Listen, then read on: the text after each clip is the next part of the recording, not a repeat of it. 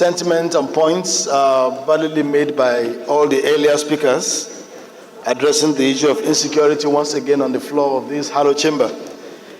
Mr. Speaker, I just want to draw a small analogy. When a problem, when an issue affects the health of an individual and he goes to a health center to see a medical doctor, the doctor asks a lot of questions and makes diagnosis.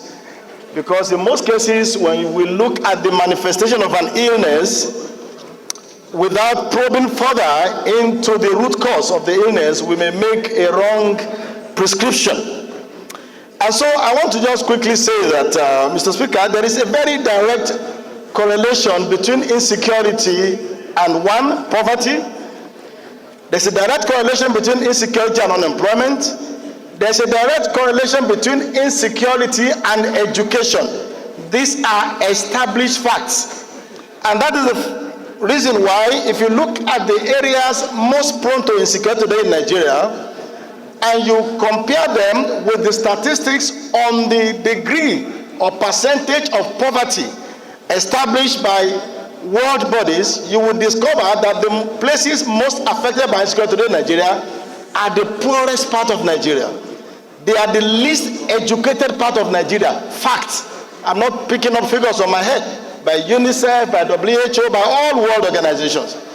In other words, the problems we are seeing today are as a result of seeds that we have sown or refused to sow 10, 15, 20, 30 years ago. And so it is good we are addressing the effect. We are addressing the physical manifestation. But sir, we need to go back to the roots. There is a saying that the man who opens the door of a school closes the door to a prison. Mr. Speaker, if we have 17.5 million children out of school in Nigeria, it will be very strange for us to expect that there will be any other result rather than the result we're having today. But the question is, what are we doing today to ensure that we get our children back to schools, that we provide jobs for the unemployed, that we provide social security system that will make the vulnerable mass of this society not want to resort to crime? If you arrest 10 persons on the scene of a crime, Mr. Speaker, I can bet you that hardly will you find 10% of that number who are graduates or who have gainful employment. Most probably they are people who did not go to school, who fell out of school, who are victims of drugs, victims of broken homes, and those who do not have jobs. So, Mr. Speaker, I am advising that Nigeria should take greater interest in investment in education, investment in poverty alleviation schemes and job creation, investment in social security systems that will make people seek other alternate means of survival when they have pressure rather than yielding to the temptation of going into crime. When we do all this, Mr. Speaker, we will be preventing a snowballing of the present situation and problem in the next 5, 10 years.